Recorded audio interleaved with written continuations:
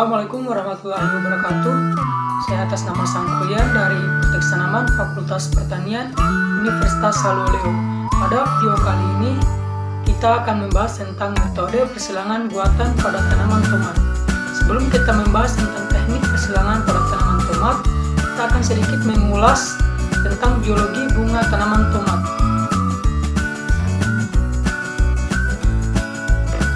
Nah, di atas sini adalah gambar bunga tomat. Kita mulai dari yang paling luar terlebih dahulu. Nah, yang berwarna hijau yang letaknya dekat dengan tangkai bunga adalah kelopak.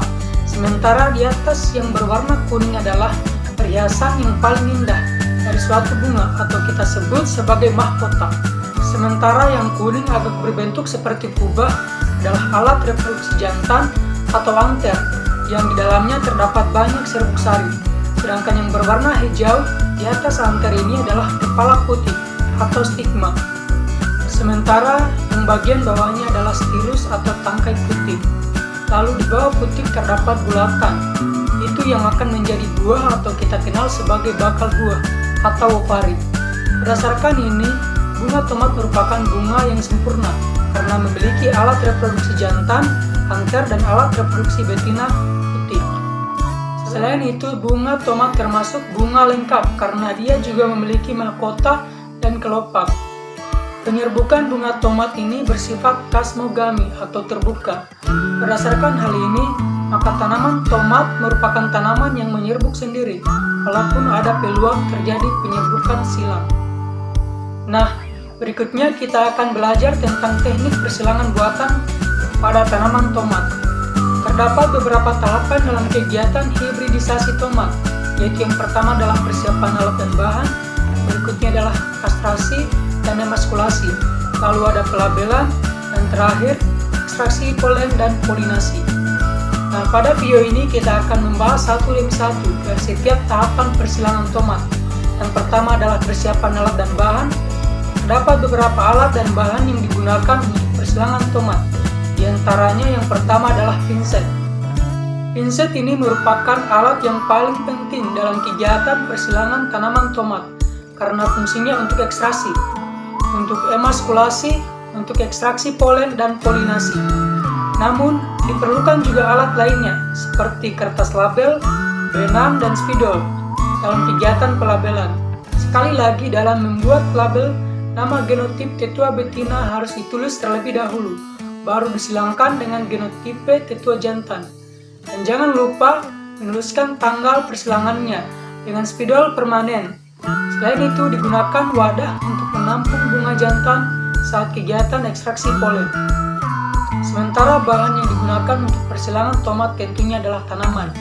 Jadi yang dibutuhkan bunga tetua betina dan bunga tetua jantan dari minimal 2 genotipe tomat yang berbeda. Tanaman yang disilangkan adalah tanaman tomat varietas Agatha dan varietas Timothy. Pada varietas Agatha memiliki buah besar, rasa masam, dan toleran terhadap Gemini virus. Sedangkan pada varietas Timothy memiliki buah kecil, rasa manis, dan tahan terhadap Gemini virus. Harapan dilakukan persilangan adalah menghasilkan varietas baru yang memiliki buah besar, rasa manis, dan tahan terhadap Gemini virus. Setelah alat dan bahan disiapkan, kegiatan berikutnya adalah melakukan kastrasi dan emakulasi. Kastrasi sendiri adalah kegiatan membersihkan bunga yang akan diemaskulasi dari berbagai kotoran, dari serangga, dari kelopak, atau dari mahkota yang dapat mengganggu kegiatan emaskulasi. Kemudian, kegiatan emaskulasi sendiri adalah kegiatan membuang alat reproduksi jantan dari bunga tetua betina sebelum terjadi selfing. Terdapat beberapa hal yang harus diperhatikan dalam melakukan kastrasi dan emaskulasi, yaitu paling penting adalah memilih bunga mana yang sebenarnya paling tepat dilakukan kastrasi dan emaskulasi. Jadi ekstraksi dan emaskulasi ini dilakukan pada bunga tetua betina. Yang akan digunakan adalah bunga yang akan mekar pada hari ini, tapi belum mekar. Bunga yang akan mekar hari ini ciri-cirinya mahkotanya sudah membuka sedikit, seperti pada gambar di atas ini. Kemudian dilakukan kastrasi dengan membuang mahkota atau kelopaknya menggunakan ujung pinset.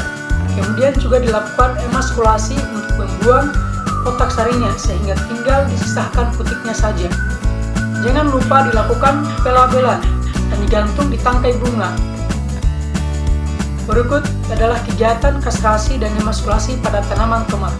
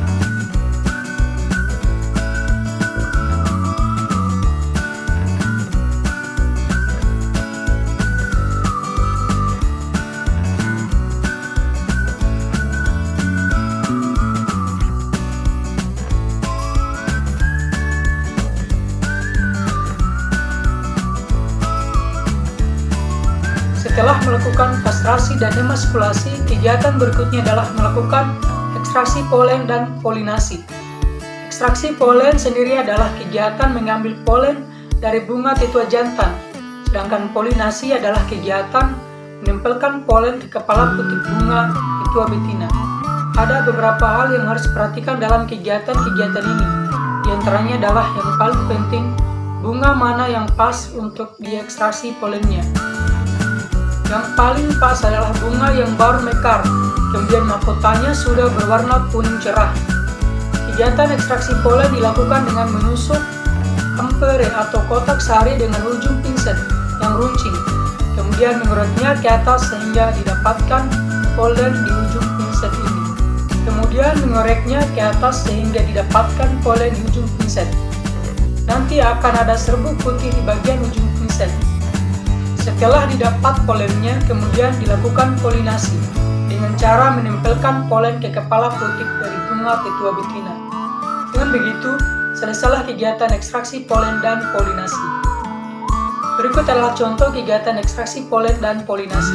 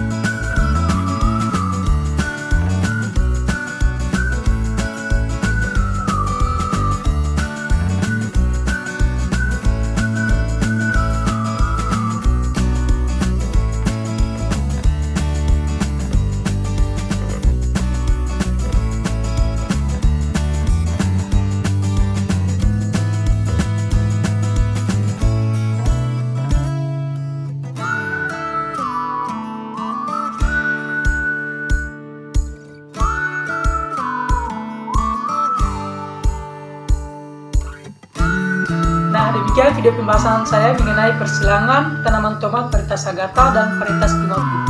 Terima kasih. Assalamualaikum warahmatullahi wabarakatuh.